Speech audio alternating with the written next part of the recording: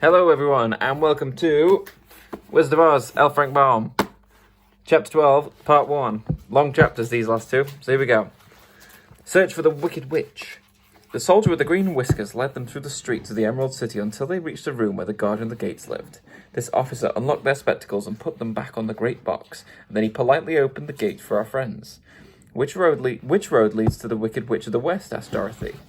There's no road, answered the guardian of the gates. No one ever wished to go there. How then are we to find her? That'll be easy. For when she knows you're in the country of the Winkies, she will find you and make you all her slaves. Perhaps not, said the Scarecrow, for we mean to destroy her. Oh, that's different, said the guardian of the gates. No one has ever destroyed her before, so I naturally thought she would make slaves of you as she had all the rest. But take care, for she is wicked and fierce, and may not allow you to destroy her. Keep to the west where the sun sets, and you cannot fail to find her. They thanked him and bade him goodbye, and turned toward the west, walking over fields of soft grass dotted here and there with daisies and buttercups. Dorothy still wore the pretty silk dress she had put on in the palace, but now, to her surprise, she found it was no longer green, but white. The ribbon around Toto's neck had also lost its green colour, and was as white as Dorothy's dress. The Emerald City was soon left far behind. As they advanced, the ground became rougher and hillier, for there were no farms nor houses in this country of the west, and the ground was untilled. In the afternoon, the sun shone hot in their faces, for there were no trees to offer them shade. So that before night, Dorothy and Toto and the Lion were tired and lay down upon the grass and fell asleep, with the Woodman and the Scarecrow keeping watch. Now the Wicked Witch of the West had but one eye, and yet that was as powerful as a telescope and could see everywhere. So she sat in the door of her castle. She happened to look around and saw Dorothy lying asleep, with her friends all about her. They were a long distance off, but the Wicked Witch was angry to find them in her country, so she blew upon a silver whistle that hung around her neck. At once, there came running to her from all directions a pack of great wolves. They had long legs and fierce eyes and sharp teeth. Go to those people and tear them to pieces. Are you not going to make them your slaves? Asked the leader of the wolves. No. One is of tin, one is of straw, one is a girl, another a lion. None of them fit to work, so you may tear them to pieces. Very well, said the wolf, and he dashed off at full speed, followed by the others. It was lucky the Scarecrow and the Tin Woodman were awake and heard the wolves coming. This is my fight, said the Woodman. Get behind me, and I will meet them as they come. He seized his axe, which he made very sharp, and as the leader of the wolves came on the Tin Woodman, What? As the leader of the wolves came on the Tin Woodman, swung his... Comma missing. The Tin Woodman swung his arm and chopped the wolf's head from his body, so that it immediately died. As soon as he could raise his axe, another wolf came up, and he also fell under the sharp edge of the Tin Woodman's weapon. There were 40 wolves, and 40 times a wolf was killed, so that at last they all lay dead in a heap before the Woodman. Then he put down his axe and sat beside the Scarecrow, who said, It was a good fight, friend. They waited until Dorothy awoke the next morning. The little girl was quite frightened when she saw a great pile of shaggy wolves, but the Tin Woodman told her. She thanked him for saving them, and sat down to breakfast, after which they started again upon their journey. Now, this same morning, the Wicked Witch came to the door of her castle, and looked out with her one eye that could see far off. She saw all her wolves lying dead, and the strangers still travelling through her country. This made her angrier than before, and she blew her silver whistle twice. Straight away, a great flock of crows came flying towards her, enough to darken the sky, and the Wicked Witch said to King Crow, Fly at once to the strangers, peck out their eyes, and tear them to pieces. The wild crows flew in one great flock toward Dorothy and her companions. When the little girl saw them coming, she was afraid, but the Scarecrow said, This is my battle, so lie down beside me, and you will not be harmed. So they all lay upon the ground except the Scarecrow, and he stood up and stretched out his arms. When the crows saw him, they were frightened, as the birds always are by scarecrows, but did not dare come any closer. But the King Crow said, It's only a stuffed man, I'll peck his eyes out. And the King Crow flew at the Scarecrow, who caught it by the head and twisted its neck until it died. And then another crow flew at him, and the Scarecrow twisted his neck also. There were 40 crows, and 40 times a Scarecrow twisted a neck, until at last all were lying dead beside him. Then he called to his companions to rise, and again they went upon their journey.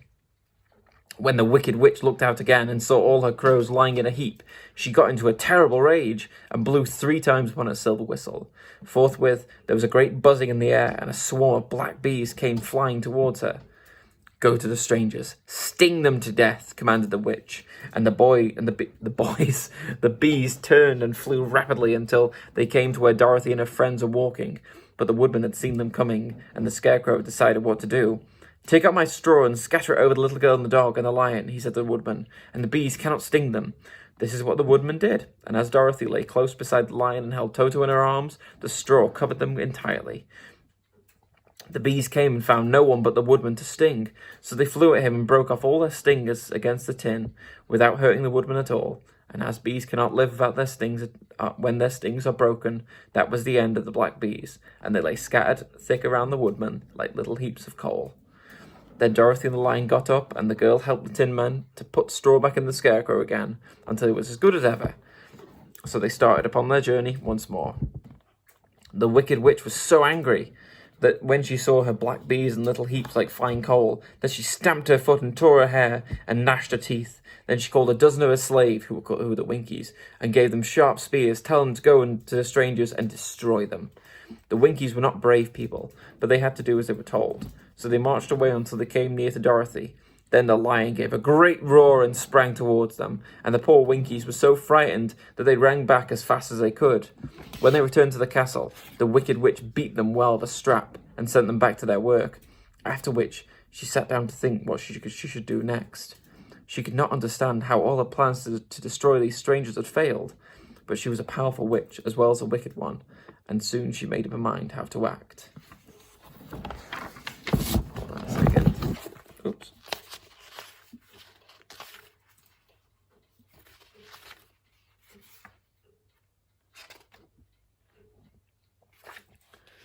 There was, in her cupboard, a golden cap, like a crown thing, with a circle of diamonds and rubies running around it. The golden cap had a charm. Whoever owned it could call 3 times upon the winged monkeys, who would obey any order they were given, but no person could command these strange creatures more than 3 times. Twice already the witch had used the charm of the cap. Once it was when she had made the Winkies her slaves, and set herself to rule over their country. The winged monkeys had helped to do this. The second was when she had fought against the great Oz himself and had driven him out of the land of the West. The winged monkeys had helped to do this. Only one more time could she use this golden cap, for which reason she did not like to do so until all her other powers were exhausted. But now that her fierce wolves and her wild crows and her stinging bees were gone, and her slaves had been scared away by the lion, she saw there was only one way left to destroy Dorothy and friends.